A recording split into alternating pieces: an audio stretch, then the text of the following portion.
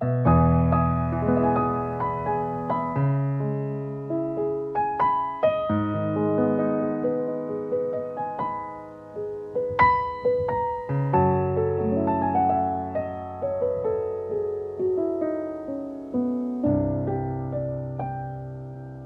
kuten saatte huomata, niin meillä tässä kaikki toimialat kasvaa hyvin vahvasti ja työpaikkoja on saatavilla. Itse asiassa enemmän kuin missään muualla Suomessa suhteessa väestömäärään niin on meillä tämä kasvu ollut tänä vuonna.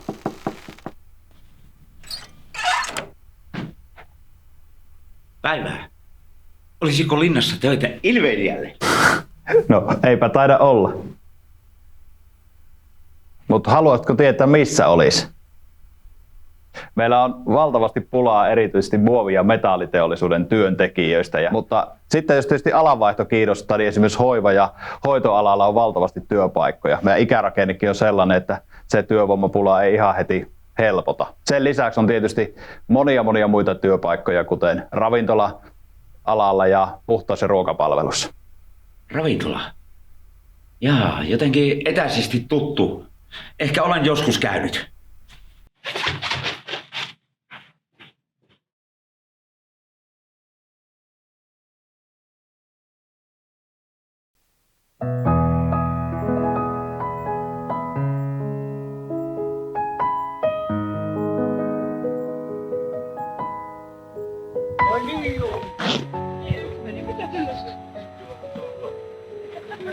Terve. Terve. Olisiko neuvoa antavaa? Minkäslaista Niin siis ihan työasioissa. työasioissa? Silloin kannattaa mennä luotsille.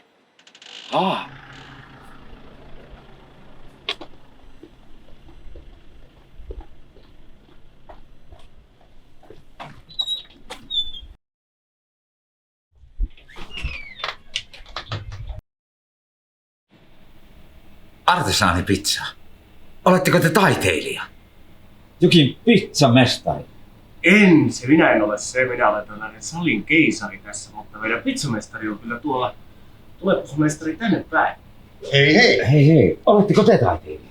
No tavallaan, jos näin katsoo, että tuo keittiötyöskentely on aika pitkälle sitä raaka-aineiden, makujen, ulkonäön, jopa tuoksujen yhdistelemistä. Ja sitten myöskin lopputuloksessa myöskin varmaan on tärkeää tuo suutuun, miltä se pizza tuntuu ja maistuu. Tarkoituksena tietysti saada se lopputulos, että meillä olisi maistuva, rapea, hieno pizza, joka uskaltaa ja ilkeää viedä asiakkaalle niin, että se on niin kuin herkullista. Ja toki tietysti taiteilijoitahan ollaan myös täällä salin puolella, että tässä pyritään taiteilemaan semmoinen onnistunut vierailu- ja makuelämysten sarja tänne sitten asiakkaille erilaisiin juhlatilaisuuksiin ja muihin yhteisiin juttuihin. Minkälainen täytyy olla, että pärjää ravintola-alalla? Eikä kaikkien tarvitse olla taiteilijoita. No kyllähän se olisi hyvä olla semmoinen extrovertti. Sehän on hirmuisen vaikea sana.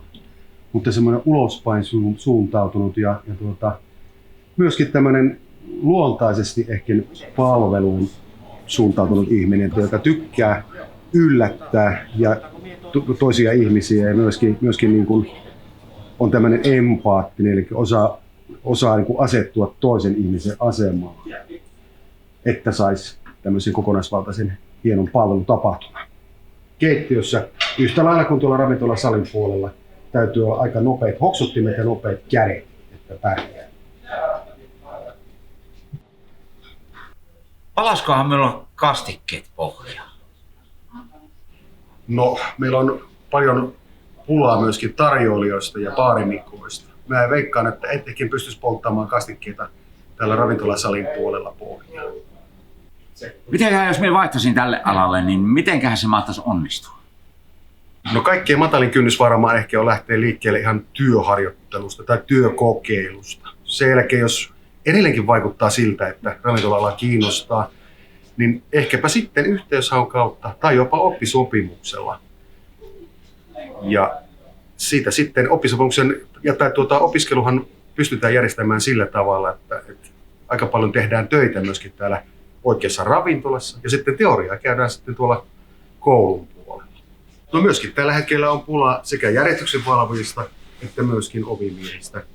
Ja sehän saattaisi sulle käydä, kun on tuommoinen aika skrode kaveri, hyvinkin lihaksikas, atleettinen, ei kotleettinen missään tapauksessa. Kiitos, tämä riittää.